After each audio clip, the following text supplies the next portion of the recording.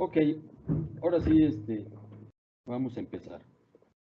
Ok, les decía que hoy es el Día Mundial de la Metrología, 20 de mayo, y hoy 20 de mayo del 2019 entra en vigor un sistema internacional de unidades modificado para ser un sistema más estable y fundamentalmente mejor. Es lo que vamos a ver en esta plática. Ok. ¿Cuáles son los elementos básicos del Sistema Internacional de Unidades? Bueno, antes que nada, el Sistema Internacional de Unidades está formado por 100 unidades de base: el kilogramo, el metro, el segundo, el amper, el kelvin, el mol y la candela.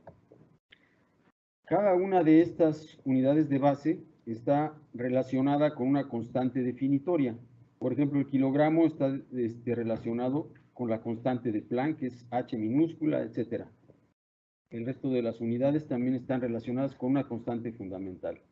Otro elemento importante es que a partir de estas 7 unidades de base, yo puedo expresar cualquier otra unidad, ¿sí? Cualquier otra unidad para medir cualquier magnitud física, la puedo expresar como productos de estas 7 unidades de base. Por ejemplo, el newton lo puedo expresar como, que es la unidad de fuerza, lo puedo expresar como metro, kilogramo, segundo a la menos 2, ¿sí?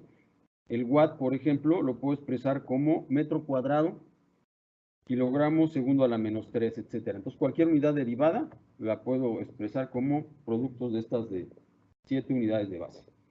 Otro elemento importante es que este sistema es un sistema decimal y tenemos múltiplos y submúltiplos. Aquí tenemos los símbolos que representan los múltiplos y los símbolos que representan los submúltiplos. Tenemos, por ejemplo, el submúltiplo deca, hecto, kilo, mega, que representan 10, 100, 1000, 1.000.000, etcétera, ¿no? Entonces, si nosotros antecedemos estos símbolos de aquí a las unidades, entonces estamos representando múltiplos de las unidades. Si nosotros usamos, por ejemplo, estos símbolos de acá, son submúltiplos, deci, centi, mili, micro, ¿sí? Representan 10 a la menos 1, 10 a la menos 2, 10 a la menos 3, 10 a la menos 6, etcétera. Y de igual manera son prefijos que se ponen antes de la unidad y me representan una potencia de 10, digamos un factor que es múltiplo submúltiplo de las unidades de base. Algo también muy importante son las reglas de escritura, ¿sí? El sistema internacional tiene ciertas reglas de escritura que es necesario conocer y respetar para que no haya ambigüedad cuando expresemos el resultado de una medición, por ejemplo. Entonces, tenemos también algo importante que son las recomendaciones para la realización de las unidades de base. Es decir, las unidades de base se definen de alguna manera que ahorita les voy a mostrar, pero la idea de estas definiciones es materializarlas con un experimento que me permita tener una referencia, un patrón en el laboratorio. Entonces, ¿cómo se hacen estos experimentos para tener los patrones en base a estas definiciones? Hay unas recomendaciones que se llaman mise en pratique, ¿sí? Hechas por el Comité Internacional de Pesas y Medidas, que están disponibles a los laboratorios nacionales para que, en base a estas definiciones, realicen los patrones nacionales de las magnitudes correspondientes. Entonces, estos son los elementos básicos del SI. Les doy esta referencia bibliográfica del BIPM, ahí está todo lo relacionado al Sistema Internacional de Unidades, si quieren saber más de este tema. Ok, ahora, hablemos de la universalidad del Sistema Internacional de Unidades.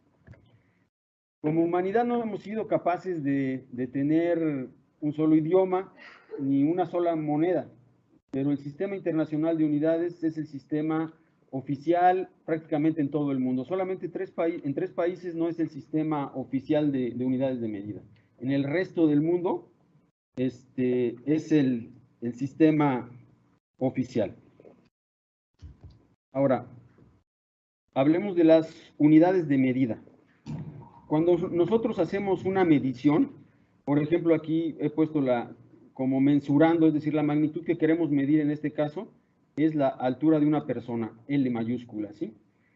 Esta altura la puedo expresar como un número que multiplica una unidad, simplemente. Y este número me representa cuántas veces, digamos, cabe la unidad en la magnitud que quiero medir. Por ejemplo, si la unidad es pies, pues veo cuántos pies caben en esta longitud y entonces puedo determinar el número n, ¿sí?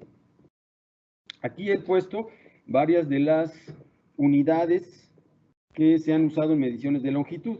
Inicialmente se utilizaban partes del cuerpo como unidades, ¿no? La cuarta, el codo, el pie, etcétera, ¿no?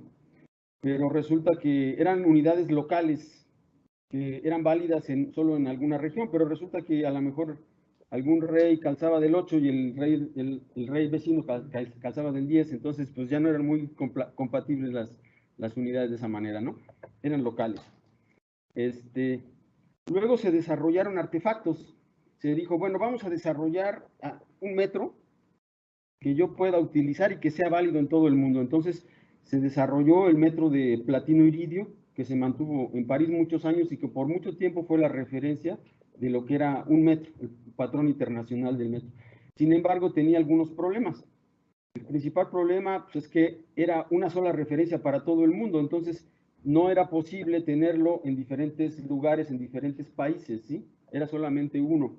Y de ahí se hacían copias y se repartían a todos los demás países. Pero este metro se podría extraviar, se podía dañar, etcétera, ¿no? Además, no era de muy alta exactitud tampoco. Entonces, los científicos dijeron, bueno, pues vamos a usar constantes fundamentales de la naturaleza para referir las unidades. Esta idea fue maravillosa porque no se conoce en la naturaleza nada más estable que las constantes físicas, ¿sí? La velocidad de la luz, por ejemplo, se ha medido desde hace muchísimos años y siempre se ha encontrado que la velocidad de la luz en el vacío tiene el mismo valor, ¿sí? Entonces es una constante fundamental. Entonces la idea ahora es determinar el metro, el reto más bien para los metrólogos es determinar el metro relacionándolo con la velocidad de la luz. Ese es el nuevo reto y para cada una de las unidades ahora se ha definido una constante física fundamental a partir de la cual hay que realizar un experimento para materializar esa unidad. Ok, entonces, la Conferencia General de Pesas y Medidas, en su reunión número 26, decidió que a partir del 20 de mayo del 2019, es decir, a partir del día de hoy, el Sistema Internacional de Unidades SI, su abreviado SI, es el sistema de unidades en el cual hay estas 7 unidades de base y estas constantes definitorias, ¿sí? Ok. Entonces, ¿en qué consisten los cambios al SI?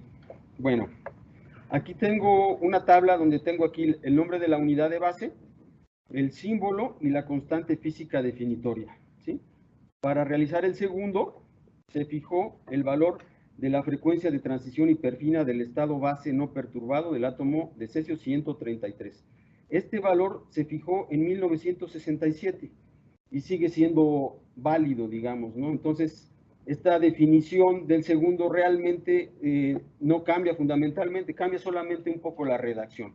Es el mismo caso del metro, que se definió en 1983, fijando el valor numérico de la velocidad de la luz, y la candela se fijó en 1979, fijando el valor de la eficacia luminosa de una radiación monocromática de frecuencia 540 por 10 a la 12 Hz. Ahorita vamos a ver por qué esta frecuencia y qué significa todo esto.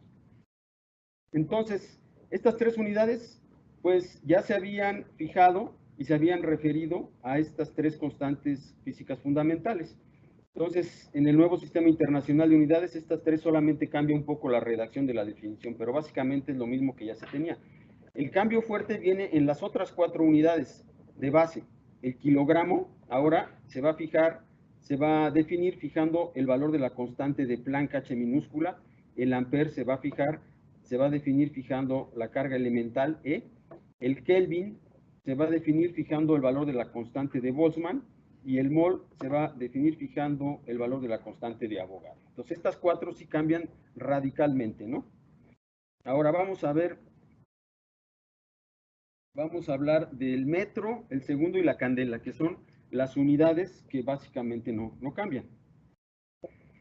El segundo, la nueva definición del segundo es, el segundo, con símbolo S minúscula, es la unidad de tiempo del sistema internacional, está definido tomando el valor numérico fijo de la frecuencia del cesio, delta BCS, ¿sí? Esta es la constante física, correspondiente a la frecuencia de la transición hiperfina del estado base no perturbado del átomo de cesio 133, igual a 9,1, 9,2, etcétera, cuando se expresa en la unidad de Hertz. Sabemos que el Hertz es la unidad de frecuencia y es igual a segundos a la menos 1, es decir, un Hertz es 1 sobre segundo, ¿sí? Entonces, esta constante, como les decía, fue fijada en 1967, pero el reto para nuestro trabajo aquí en el CENAM es, a partir de esa definición, realizar un artefacto que sea un patrón de tiempo, que nos dé segundos, ¿no? ¿Cómo hacemos esto? Bueno, vamos a ver aquí.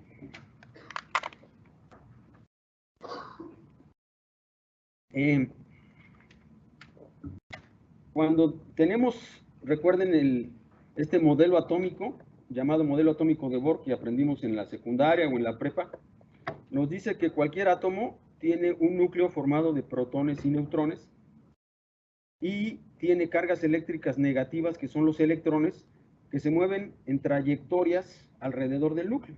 Ok. Resulta que cada una de estas trayectorias no son necesariamente circulares, ya aprendimos que no son circulares, pero cada una de estas trayectorias tiene una energía bien definida E1, en este caso, y en este caso E2, ¿sí? Entonces, supongamos que tenemos ahí un átomo de cesio. ¿Qué pasa si lo radiamos con una onda electromagnética? ¿Sí? Antes que nada, no sé si recuerdan que una onda electromagnética se puede comportar como onda o como partícula. Las partículas correspondientes son los fotones. Y los fotones tienen una energía igual a h por f, donde h es la constante de Planck y f es la frecuencia. Entonces estamos aquí viendo qué es la constante de Planck. Es un valor que me va a relacionar la frecuencia de la onda electromagnética, la frecuencia que es qué tan rápido cambia de polaridad esta onda electromagnética, ¿no? Esa es la frecuencia. Si la multiplicamos por h, que es la constante de Planck, entonces tendremos la energía de los fotones. La energía se mide en joules, ¿no? Entonces, tenemos una onda electromagnética, la hacemos incidir en el átomo de cesio. ¿Qué pasa? Pues en principio no pasa gran cosa, excepto que si resulta que la energía de la onda electromagnética, es decir, HF, es exactamente igual a la diferencia de energía entre E1 y E2, es decir, E2 menos E1, entonces la energía de los fotones es absorbida por el átomo. Y entonces este electrón que estaba en esta trayectoria va a brincar a esta otra trayectoria. Entonces se absorbe la energía de la onda electromagnética. Este fenómeno es el que se usa para definir el segundo, ¿sí? Y en el CENAM, pues nuestro trabajo es finalmente producir segundos. Aquí pongo un esquema muy simplificado de lo que es un oscilador de cesio. Los compañeros de tiempo y frecuencia saben de mercadotecnia y le llaman reloj atómico de cesio, pero en realidad es un oscilador de cesio, ¿no? Tenemos aquí una fuente de cesio, ¿no? De átomos de cesio, y vienen aquí formaditos los átomos de cesio, y aquí tenemos una antena que me va a radiar una onda electromagnética, ¿no? Aquí tenemos el oscilador que se conecta a la antena y lo ajustamos más o menos a esta frecuencia. Entonces resulta que los átomos de color rojo son los que no han sufrido la transición electrónica, y cuando los átomos sienten, digamos, la onda electromagnética, algunos absorben esa energía y cambian a verde, es decir, el electrón que está en un nivel de energía cambia a un nivel de energía más alto, y entonces cambia sus características magnéticas, y entonces yo los puedo detectar con un detector que me detecta justamente ese cambio en las propiedades magnéticas de estos átomos, y luego tengo un sistema de retroalimentación con el que controlo la frecuencia de este oscilador. Entonces voy ajustando esa frecuencia hasta que prácticamente todos los átomos salen de color verde, es decir, este detector tiene un máximo. Cuando este detector tiene un máximo, quiere decir que todos los átomos están absorbiendo la onda electromagnética, y quiere decir que la frecuencia de mi oscilador es justamente la frecuencia que define el segundo, ¿sí? Entonces tenemos de esta manera un oscilador que se ajusta a la frecuencia de la definición del segundo, que es esta, ¿sí? Ok. Entonces, pero todavía nos falta un paso, ¿no? Eso estamos haciendo un patrón, un oscilador de frecuencia conocida, pero todavía nos falta realizar los segundos. Entonces, lo que hacemos es, esta frecuencia la metemos en un contador de intervalos de tiempo y contamos este número que son 9,000 millones de ciclos, y entonces ya formamos lo que es un segundo, y entonces ya tenemos segundos, digamos, ¿no? Esto es cómo se realiza el segundo a partir de la definición, ¿no? Ahora, la pregunta es, hablamos de que nosotros fijamos el valor de esa constante física, que es la frecuencia de la transición hiperfina del estado base del átomo de cesio 133, ¿no? Pero, en realidad, ¿quién fija la velocidad de la luz, esta frecuencia, la constante de Planck? ¿Quién es el que fija esos valores? Pues, o sea, la naturaleza es la que fija esas magnitudes, esas constantes. En este caso, esta constante depende de la estructura del átomo de cesio, ¿sí? Y todos los átomos de cesio son exactamente iguales. Y entonces, pero yo no la fijé, ni los científicos la fijaron, la fijó la naturaleza. Entonces, se usa un truco aquí, digamos, para definir la unidad fijando este número, ¿sí? Entonces, digamos que aquí tenemos delta BCS, es esta frecuencia de transición hiperfina del átomo de cesio, y se puede expresar como un número que multiplica a una unidad, ¿sí? El número es este, ¿no? Que nos lo da la definición del segundo, y la unidad es 1 sobre segundo. Entonces, tenemos un producto. Este valor es fijo, lo fija la naturaleza, es igual a este número multiplicado por esta unidad. Dado que este valor es constante, al fijar este número, entonces se fija el valor del segundo, ¿estarán de acuerdo?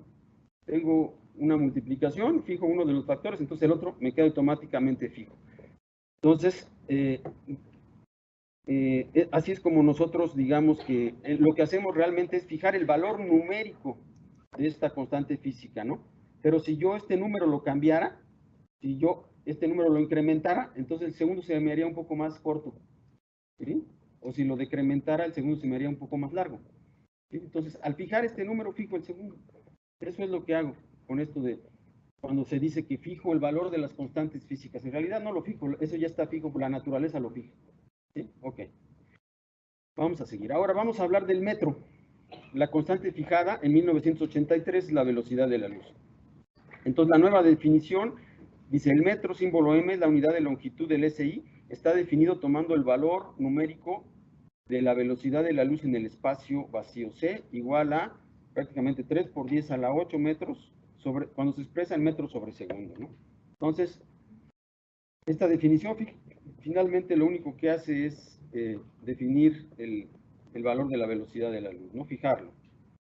Pero la velocidad de la luz es algo muy, muy rápido, ¿no? Nos enseñaron que si da vueltas a la Tierra daría 7,5 vueltas en un segundo. Algo así es lo que recuerdo que a mí me enseñaron. Entonces, el reto es otra vez producir metros a través de esta velocidad, ¿no? Entonces, si tenemos aquí una luz láser, entonces esa luz ahora la vamos a ver como una onda electromagnética. Como cualquier onda electromagnética, pues tiene una velocidad de propagación, y si yo la relación entre esa velocidad de propagación dividida entre la frecuencia, me da la longitud de onda, ¿sí? Esta es una distancia, una longitud de onda, ¿no? Que depende de la velocidad de la luz, que ya está fijada en la definición, y la frecuencia, ¿ok? Entonces, ¿cómo es que yo realizo un metro a través de esto, no? Bueno, pues hay que ver la técnica de interferometría láser, que es la técnica que se usa para medir distancias a partir de una luz láser. Aquí tenemos un interferómetro láser, en esta parte tenemos la fuente, ¿sí? Y aquí tenemos dos espejos, un espejo acá y otro espejo acá. Entonces, la luz se divide en dos trayectorias, una continúa aquí, y aquí tenemos un semiespejo, ¿no? Entonces, una trayectoria es recta, llega al espejo, regresa y se viene hacia la derecha. Y la otra rebota en este espejo, se viene, rebota en el otro espejo y se viene hacia acá. De tal manera que a la salida del semiespejo tenemos dos ondas electromagnéticas, ¿sí? Vamos a ver qué sucede cuando yo muevo una de los espejos.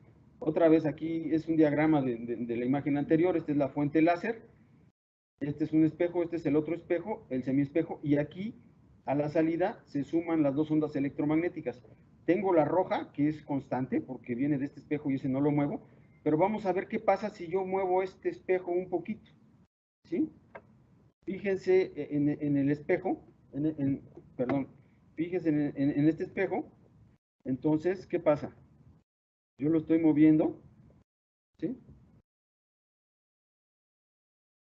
Ahora, fíjense en la onda verde, perdón, la onda azul me representa la onda electromagnética de la rama que se está moviendo. Y la onda verde es la suma de ambas, ¿no? Entonces, al mover el espejo, la onda azul se va moviendo y se desfasa en relación a la roja que es fija, ¿sí? La verde es la que me da la suma de las dos. Ahora fíjense aquí en la amplitud de esta onda verde. Cuando están perfectamente en fase, tengo el máximo. Cuando la señal roja y la azul están en fase, tengo un máximo aquí. Y tengo el sensor que está prendido, ¿sí? Entonces empiezo a mover y se empieza a mover la fase y entonces se reduce la amplitud, el sensor finalmente se apaga. Si sigo moviendo la fase, se vuelve a prender, ¿sí? Entonces, pues eso es básicamente la interferometría láser. Pero dense cuenta aquí de un detalle importante. Lo que estoy moviendo el espejo de este lado es 0.6 micras, ¿sí? Cuando yo muevo el espejo 0.6 micras, mi sensor cambia de prendido, apagado, a prendido nuevamente, ¿sí? Entonces, de esa manera yo puedo medir un desplazamiento, una longitud con altísima resolución, ¿sí? Eso es la interferometría láser, ¿no? Sin embargo, si se acuerdan, esto depende, esta longitud de onda, que es de 0.6 micras, es igual a la velocidad de la luz entre la frecuencia. La velocidad de la luz ya es fija. Ahora, ¿qué necesitamos? Que la frecuencia sea muy, muy estable y conocida para poder tener longitudes también muy, muy estables y conocidas. Entonces, aquí en el CENAM tenemos el patrón, digamos, de longitud, que es la realización del metro, es un láser de helio-neón estabilizado al yodo. Básicamente es una luz láser cuya frecuencia se ha estabilizado con una cavidad de yodo, ¿sí? Ok, entonces eso es el metro. La candela. La candela, ¿saben qué es una candela? La candela, pues, es la unidad de intensidad luminosa.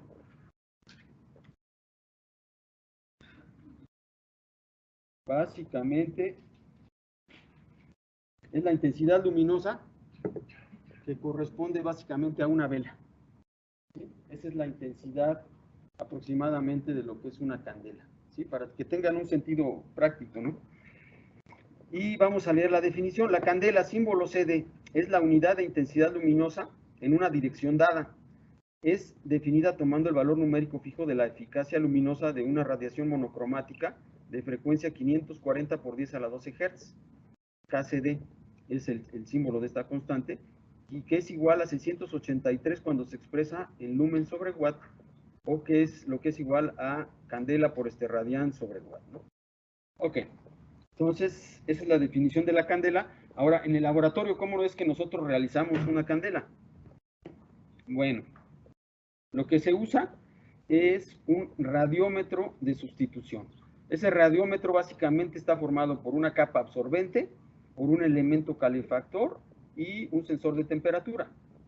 Entonces, inicialmente yo mando una potencia óptica aquí, de la cual necesito conocer justamente esa potencia, una luz láser, digamos, y entonces esa luz es absorbida por esta capa absorbente, ¿sí? Entonces, al absorber la luz, hay un incremento de temperatura, se calienta esta capa absorbente, ¿y qué pasa? Se incrementa la temperatura que yo estoy midiendo aquí con este sensor. Posteriormente quito el láser y genero calor con una resistencia eléctrica a la cual le hago pasar una corriente, ¿sí? Y entonces se produzco calor hasta que la temperatura iguala a la temperatura que yo tenía cuando tenía el láser aplicado, ¿sí? En estas condiciones yo puedo igualar la potencia eléctrica con la potencia óptica. Ese es el principio. Entonces la potencia eléctrica es I cuadrada RI. I es la corriente, R es el valor del resistor, y lo igualo a la potencia óptica que se llama flujo energético, en watts, ¿sí? Entonces, ya tengo así una manera de calibrar una fuente de luz en watts, ¿no? Luego, con esa fuente de luz, calibro un sensor directamente. Detector. Ahora, entonces, ¿cómo es que realizo la candela? Bueno, hay que hacer un arreglo fotométrico como este. Entonces, primero que nada, hay que ver esta curva, que es muy interesante. Esta curva es la sensibilidad espectral del ojo humano, ¿sí? Vemos que el ojo tiene un máximo de sensibilidad para frecuencias de luz que están entre el verde y el amarillo, exactamente aquí, para 555 nanómetros. ¿Va? Ahora, si nosotros nos movemos hacia el naranja y el rojo, la sensibilidad del ojo baja. O si nos movemos hacia el azul y el violeta, también la sensibilidad del ojo baja. ¿Sí? Entonces, la candela es una unidad, le llaman fotométrica, porque tiene que ver con la respuesta del ojo. Cómo responde el ojo a las diferentes longitudes de onda de la luz. Entonces, ¿cómo realizamos la candela? Tengo aquí el detector ya calibrado con el radiómetro, con el láser que fue calibrado con el radiómetro. Tengo un filtro fotométrico que me reproduce justamente esta curva que se llama curva B lambda, la sensibilidad espectral del ojo. Entonces, este filtro me va a filtrar la luz con esta función de transferencia. Y tenemos aquí una fuente de luz de la cual queremos conocer la intensidad luminosa en candelas. Entonces, bueno, teniendo este detector calibrado, teniendo aquí la respuesta del ojo, conociendo también el ángulo sólido, la distancia, etcétera, es posible determinar el valor de la candela, ¿sí?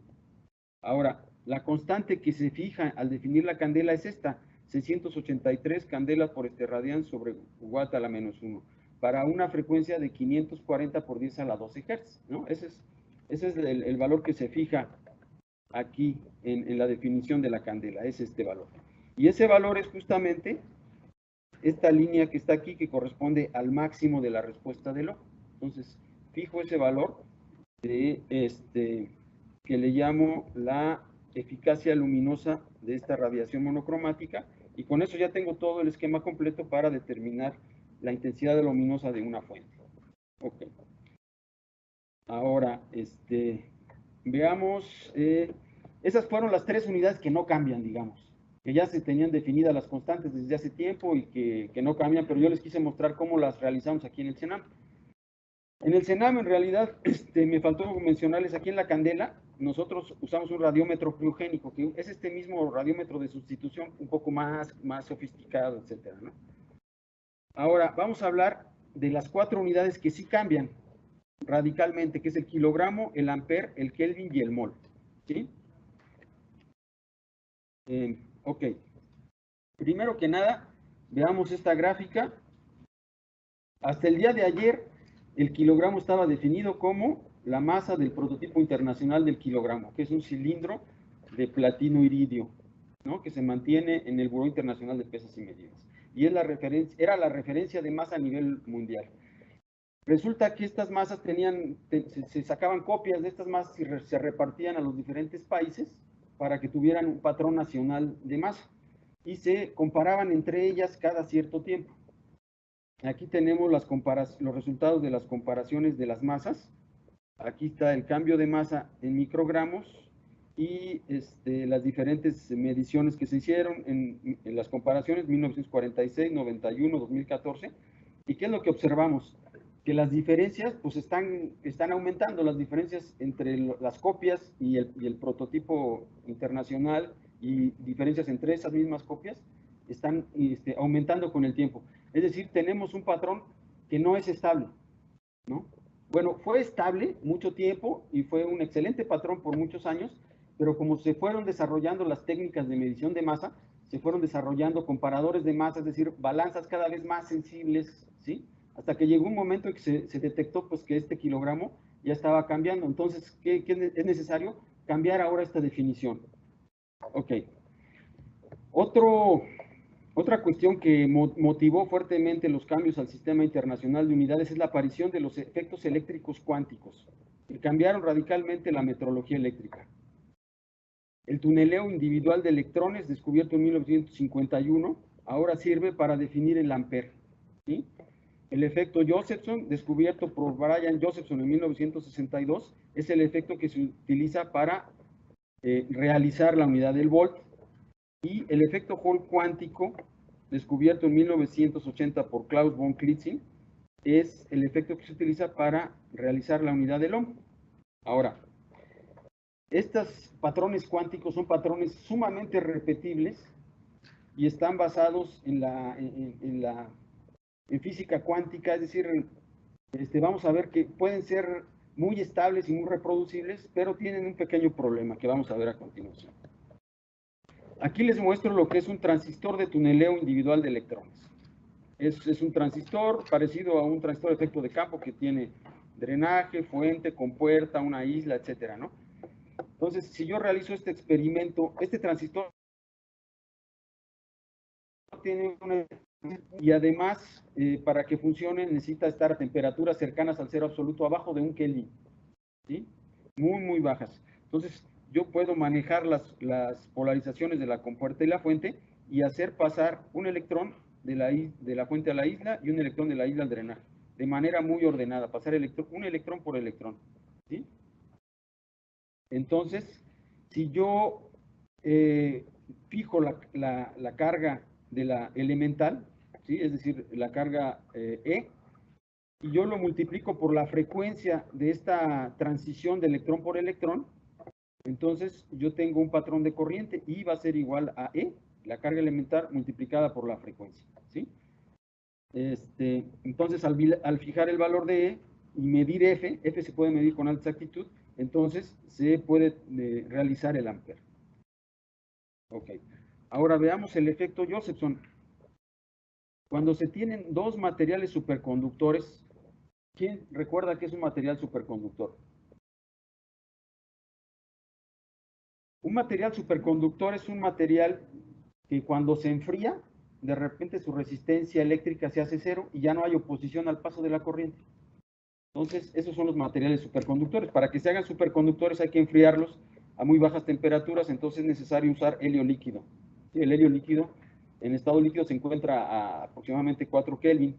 Entonces, cuando yo tengo dos superconductores y entre ellos un aislante muy fino de unos cuantos nanómetros, tengo lo que se conoce como una unión Josephson. Cuando esta unión Josephson la radio con una onda electromagnética, ¿qué creen? Que aparece en las terminales una tensión eléctrica continua de J, como si fuera una batería, una pequeña batería, digamos, ¿sí? Lo interesante es que esa tensión que aparece en las terminales es igual a H entre 12 por la frecuencia y por un valor N. Entonces, N vale 1, 2, 3, etcétera, ¿no? Entonces, les había dicho H es la constante de Planck y es la carga elemental. Entonces, esta unión se transforma en una especie de convertidor de frecuencia a tensión eléctrica. Y la constante de proporcionalidad es H entre 12. Aquí tenemos una foto del sistema con el cual realizamos el volt aquí en el CENAM. Ahora, el ohm y el efecto Hall cuántico. Cuando tenemos una muestra de efecto Hall, las muestras de efecto Hall son muestras de materiales superconductores, es un sándwich de materiales semiconductores, perdón, muy especiales, que cuando nosotros enfriamos a temperaturas muy bajas, por ejemplo de 1.3 Kelvin, y aplicamos un campo magnético muy intenso del orden de 8 a 12 teslas, entonces obtenemos unos valores de resistencia eléctrica que están, digamos, perfectamente cuantizados, perfectamente definidos.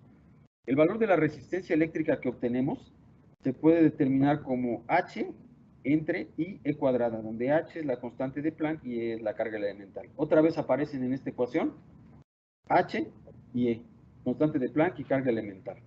Entonces resulta que este valor de resistencia solo depende de estas dos constantes físicas, ¿no? Y un número I que es un entero que me dice el escalón 2, 3, 4, etcétera, ¿no? Puedo tomar cualquier escalón y puedo calcular su valor muy bien.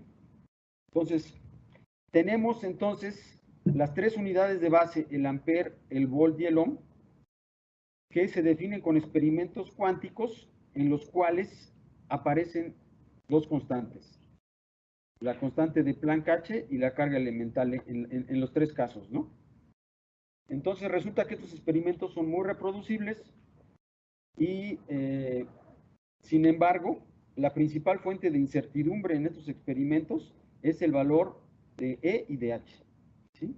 Actualmente esos valores, en términos del Sistema Internacional de Unidades, tienen una incertidumbre. Bueno, ayer tenían una incertidumbre muy grande, hoy su incertidumbre es cero, porque sus dos valores ya se fijaron. ¿Sí? Al fijarse los valores, ya no tienen incertidumbre, su incertidumbre se hace cero. Y al hacer cero la incertidumbre de E y de H, ¿qué creen? Que ahora yo puedo usar estos tres experimentos para reproducir el ampere, el volt y el ohm con muy alta exactitud. Ok. Bueno, vamos a seguir. Ahora el kilogramo.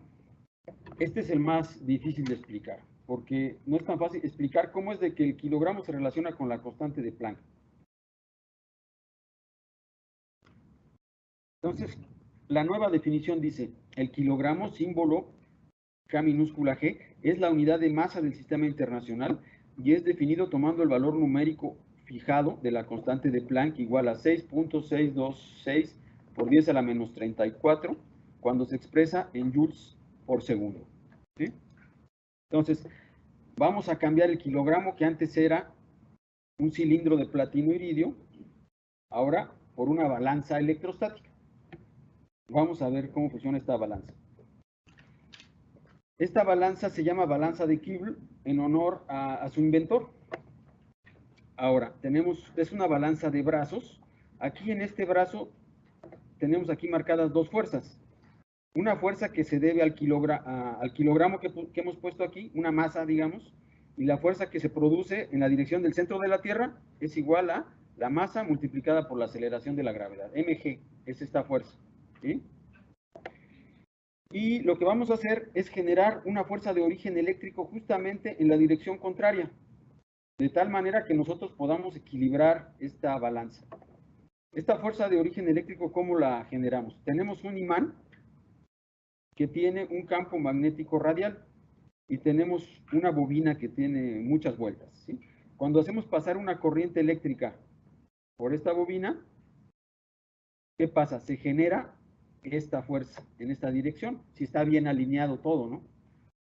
Entonces, cuando la balanza está equilibrada, yo puedo igualar la fuerza mg con la fuerza KI. Pero ¿qué cosa es esta K, no? Esa K es una constante que depende del campo magnético, del número de vueltas, de la geometría, de la distancia, de muchos parámetros, ¿no?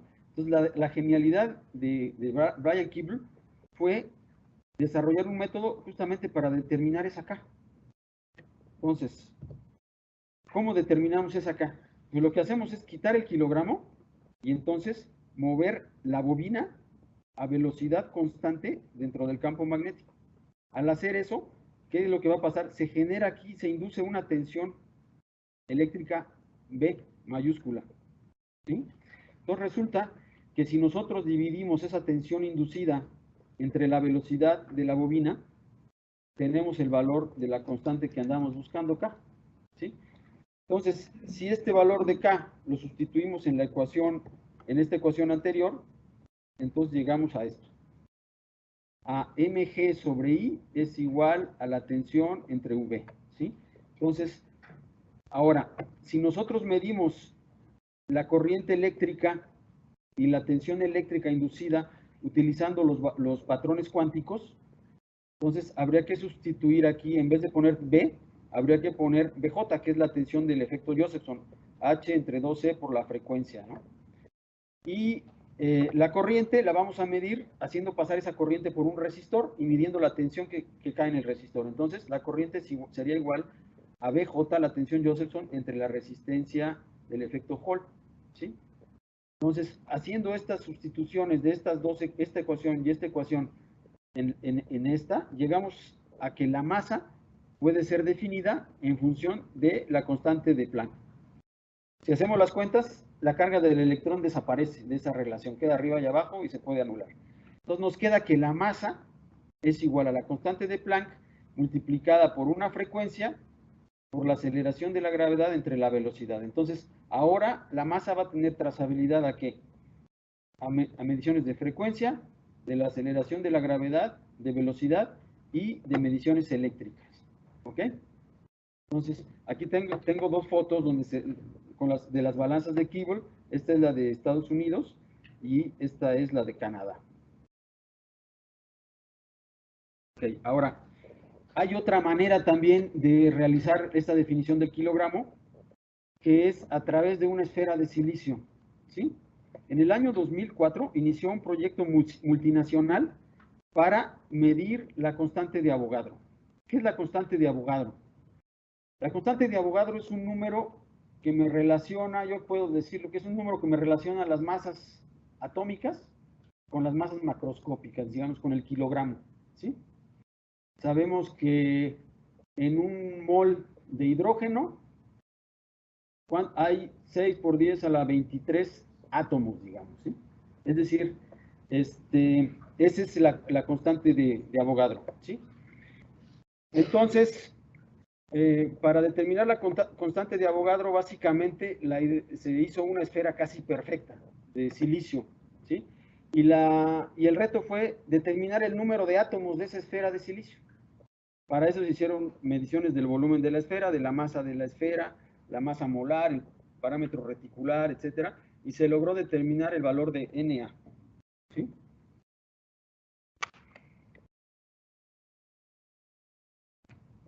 Ahora, una vez que ya se conoce el valor de la constante de Avogadro, se recurre a esta ecuación que nos relaciona la constante de Avogadro con la constante de Planck y con otras constantes físicas. Si yo despejo el valor de Na y lo sustituyo en esta ecuación, al final llego a una ecuación que me describe la masa de la esfera en función de la constante de Planck y de muchos otros parámetros, ¿no? Entonces, es otra manera de realizar la nueva definición del kilogramo. Aquí Luis Omar, que acaba de llegar, les va a dar una plática mucho más detalle sobre este tema. Ahora, el ampere. La constante que se fijó el día de hoy es la carga elemental. La nueva definición del ampere dice: el ampere, símbolo A mayúscula, es la unidad de corriente eléctrica del sistema internacional. Es definido tomando el valor numérico fijado de la carga elemental E, igual a 1.062 por 10 a la 19, cuando se expresa en la unidad Coulomb, que es igual a ampere por segundo, ¿sí? Sí recuerdan que la corriente eléctrica, bueno, que cuando tenemos un conductor, los electrones, hay una capa de electrones que se conocen como electrones libres, que pueden pasar de un átomo a otro, ¿sí? Cuando nosotros aplicamos un campo eléctrico con una batería, estos electrones sufren una fuerza, entonces pasan de un átomo a otro, etcétera, y se genera una corriente eléctrica, ¿no? Entonces, la realización de la nueva definición del ampere, pues es lo que le explicaba yo, el tuneleo individual de electrones. Hacemos pasar electrón por electrón, medimos esa frecuencia, la multiplicamos por la carga elemental y ya tenemos la corriente, ¿sí? Esa es la realización de la nueva definición del ampere. Ahora, hay una opción B también, y de hecho hay otras opciones. Una característica del nuevo sistema internacional de unidades en relación a lo que se tenía antes es que antes la definición de las unidades mencionaban un método para realizar la unidad y ahora no, simplemente se fija una constante física y cualquier método que permita relacionar esa constante física con la unidad es válido para realizar en la práctica la unidad y tener un patrón, digamos. Entonces, el método B, digamos, es hacer una combinación del efecto Josephson y el efecto Hall cuántico. Es decir, tenemos una fuente de corriente que pasa por una resistencia Hall y la caída de tensión en esa resistencia Hall la medimos con el patrón de efecto Josephson. Entonces usamos la ley de Ohm. I es igual a B entre R, tensión entre resistencia, donde B es la tensión Josephson y R es la de resistor Hall, efecto Hall cuántico. Entonces, si ponemos aquí las ecuaciones y simplificamos, nos queda que esa corriente es igual a unas constantes por la carga elemental por la frecuencia, ¿sí? Entonces, otra vez tenemos un patrón que nos relaciona la carga elemental con la corriente y solamente necesitamos medir la frecuencia de la onda electromagnética del efecto Josephson para tener un patrón de corriente y tener la realización del ampere. Esa es la opción B, digamos. Ok, ahora vamos a hablar del Kelvin. Lo que se hace en la nueva definición del Kelvin es fijar el valor de K. este K minúscula es la constante de Boltzmann, igual a 1.38 por 10 a la menos 23, cuando se expresa en Joule sobre Kelvin. La definición anterior del Kelvin era en función de la temperatura del punto triple del agua. Era una celda en la que convivían las tres fases del agua, sólido, líquido y gas, y convivían solamente a una sola temperatura, que es la temperatura del punto triple del agua. Sin embargo, solamente la definición se definía la temperatura a una sola temperatura, ¿sí? Ahora ya no, ahora se va a usar cualquier método que relacione la energía térmica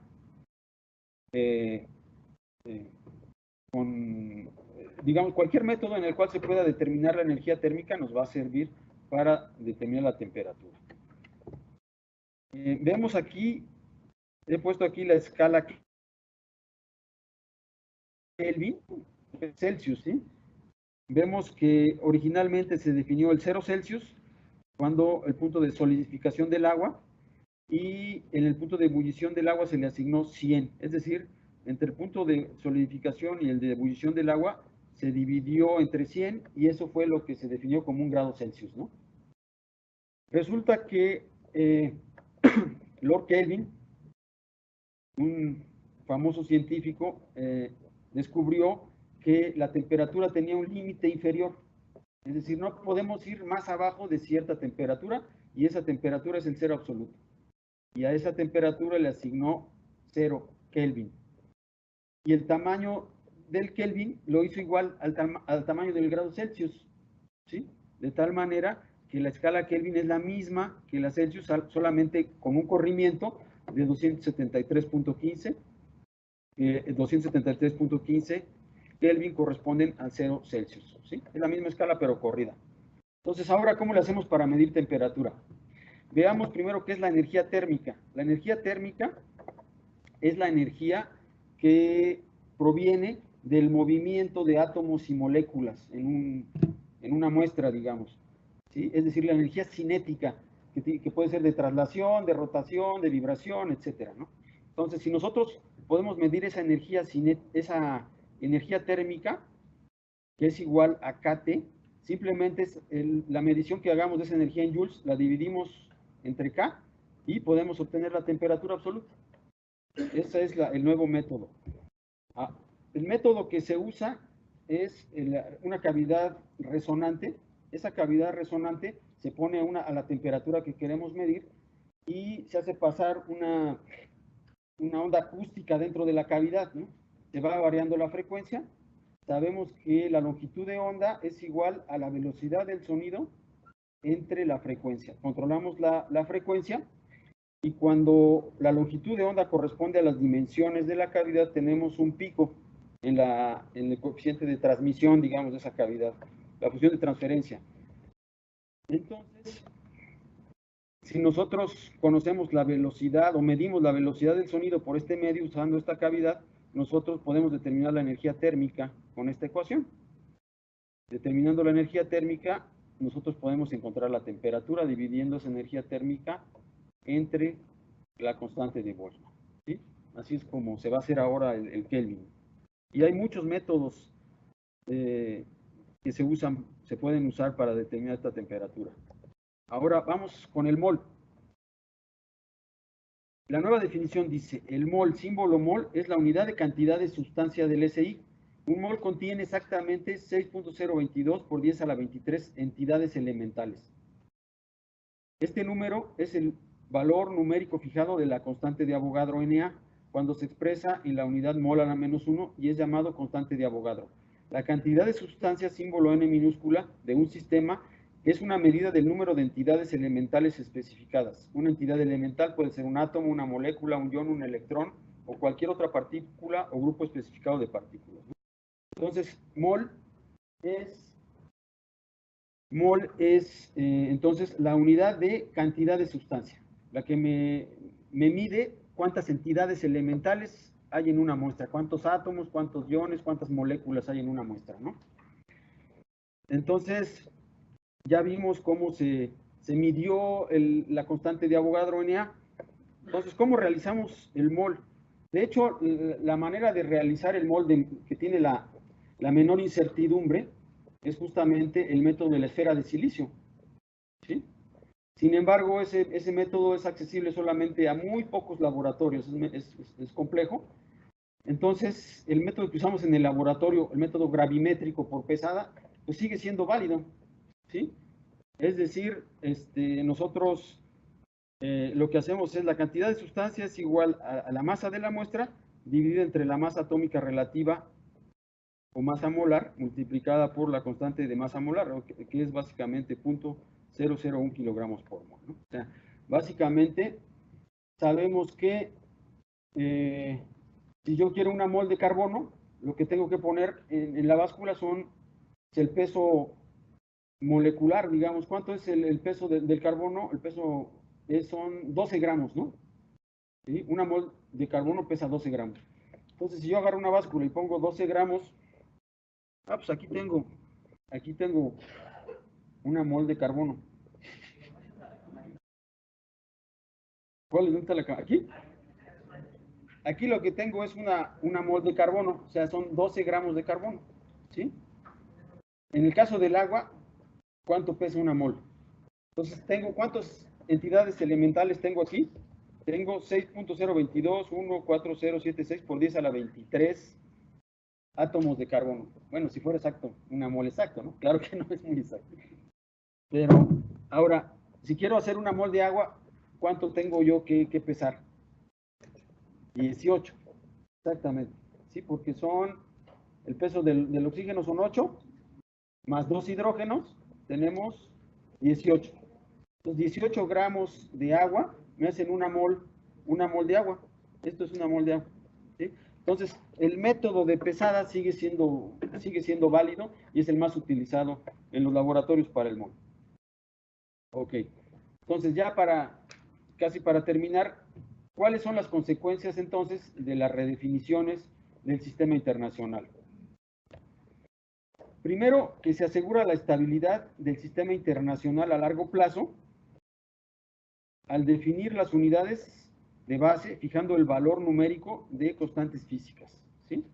Es decir, ahora tenemos un sistema internacional de unidades que ya no depende de artefactos, depende de constantes fundamentales que son ahora sí que constantes en el tiempo, no cambian su valor. Entonces esto asegura la estabilidad del sistema a largo plazo. Otra consecuencia es que se reduce la incertidumbre en la realización de las unidades eléctricas, el volt, el ohm, el ampere y todas las unidades que se derivan de ellos, en varios órdenes de magnitud, al fijar los valores de H para la definición del kilogramo y E para la definición del ampere. Entonces, al fijar estos dos valores, sus incertidumbres se hacen cero y a través de los experimentos cuánticos que vimos, puedo yo realizar el volt, el ohm y el ampere con muy baja incertidumbre. Otra conclusión o otra consecuencia es que se eliminó la dependencia del último artefacto que servía para definir una unidad. ¿Sí? El prototipo internacional de kilogramo, un pedazo de metal, un cilindro de platino iridio, que data del siglo XIX. Entonces ahora ya no va a ser la definición del kilogramo. Otra cosa es que se abre el camino a la termometría absoluta, ¿no? Con la nueva definición del Kelvin, yo puedo usar diferentes métodos para medir temperatura y no solamente en 0 grados Celsius, sino en cualquier temperatura. Por ejemplo, aquí en el CENAM se tienen métodos de termometría de radiación, que son también métodos absolutos para hacer mediciones de temperaturas altas. Y se está trabajando en algunos otros métodos para la realización del Kelvin a temperaturas más bajas.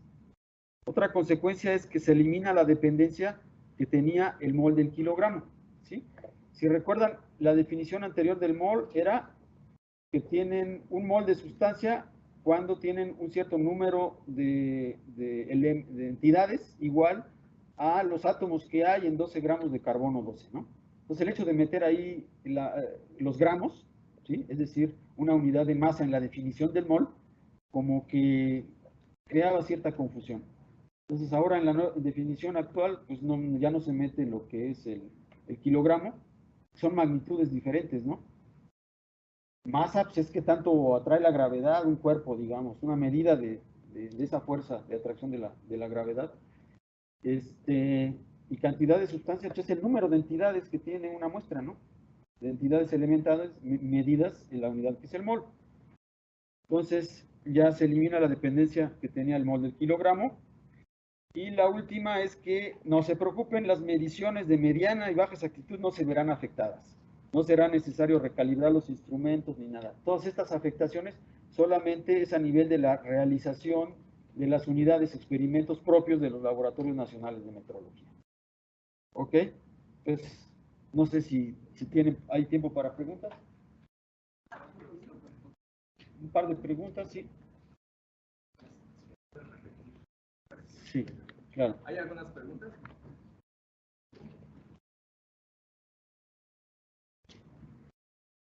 ¿Una pregunta? Allá hay una pregunta, ¿sí? Sí.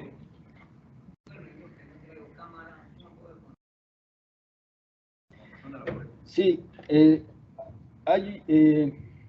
la referencia es el Buró Internacional de Pesas y Medidas. Si entra a la computadora en el buscador, pone Buró Internacional de Pesas y Medidas, le va a aparecer la página del BIPM y hay ciertas pestañas. En la pestaña donde hablan del las modificaciones al Sistema Internacional de Unidades, ahí está toda esta información. Sí. ¿Perdón?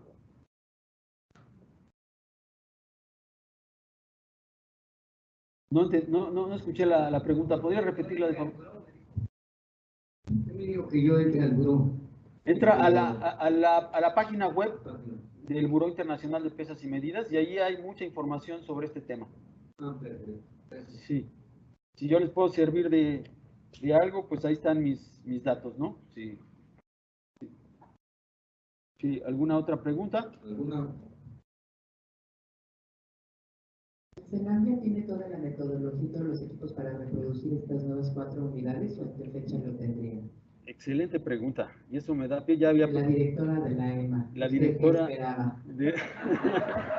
La directora de la EMA, Maribel. Excelente. La pregunta de la directora de la EMA es si el CENAM ya está listo para realizar estas nuevas definiciones del sistema internacional, de estas 4 unidades. Y yo ya había preparado una diapositiva para responder esa pregunta. No nos pusimos de acuerdo. Entonces, aquí pongo una diapositiva de las 7 unidades de base del sistema internacional y de cómo realizamos esas unidades. Para el metro tenemos un láser estabilizado al yodo. Para el segundo, los relojes atómicos de cesio que han sido desarrollados en el CENAM. Para el amper, vamos a hacer el experimento de combinar el efecto Josephson y el efecto Hall cuántico. Ya estamos trabajando en una tercera opción, que es en un capacitor conocido meter una rampa de tensión, entonces es posible determinar la corriente. Y si la tensión y la corriente se miden con estos patrones, entonces también es una realización del amper. En el caso del Kelvin, lo que ya tenemos es la parte de alta temperatura a través de la termometría de radiación. En ese laboratorio ya se hacen mediciones absolutas de temperatura, pero para temperaturas altas. Para bajas temperaturas, estamos trabajando en un método con un profesor del CIMBESTAB que es medir la temperatura usando un transistor bipolar. Es un método muy interesante que nos permite también hacer mediciones de la energía térmica KT y entonces determinar la temperatura. En la parte del mol, pues se tiene el método gravimétrico que se usaba y se va a seguir usando. No me han hecho comentarios de que vayan a desarrollar otro experimento. Alguna vez platicamos de que pudiera desarrollarse el mol con métodos electroquímicos, también, pero esto no está todavía confirmado. La candela se hace con el radiómetro criogénico, más detectores, más filtros de lambda. Y el kilogramo se va a hacer con una balanza de Kibble, que ya es un proyecto que aquí Luis Omar les va a hablar más en detalle. Es una balanza para medir masas abajo de 10 gramos y ya está en desarrollo en el CENAM. Entonces, no sé si esa es la respuesta. Una última pregunta acá, David. Sí. Bueno, buenos días, de Orre Craving. Somos un organismo acreditado, ahora un laboratorio acreditado, y es bien interesante interesante lo que usted expone, que se van a reducir las incertidumbres. Yo inmediatamente estoy trasladando esto a los equipos que utilizamos en mediciones eléctricas, electrónicas, para nuestras calibraciones. Y esto se ve bastante interesante. ¿Qué beneficios en cuanto a periodos de calibración podemos tener con esta nueva adopción ya de nuestro nuevo sistema de unidades? Pero gastamos muchísimo, todo el año estamos gastando en calibraciones, en acreditaciones, en estar atentos siempre a ese vaivén para estar en competencia a nivel mundial. Y qué beneficio, doctor, podemos proyectar para los que somos usuarios finalmente de los patrones que ustedes tienen. Sí, en realidad, la reducción, hablaba yo de varios órdenes de magnitud en la reducción, en la realización del volt, del ohm y del ampere. Eso es a nivel primario, ¿sí? Se van a reducir las incertidumbres de algunos de los servicios de calibración que proporciona el CENAM, por ejemplo, a referencias Zener, probablemente a resistores, no estoy muy seguro, pero la reducción va a ser pequeña. Luego de ahí para abajo, es decir, el efecto se va a ir atenuando, ¿sí? Es decir, las mediciones de mediana y de baja exactitud prácticamente no van a tener cambio, ni tampoco van a tener ningún beneficio más que el beneficio de tener referencias más confiables y más exactas. Sí, lo siento, sí.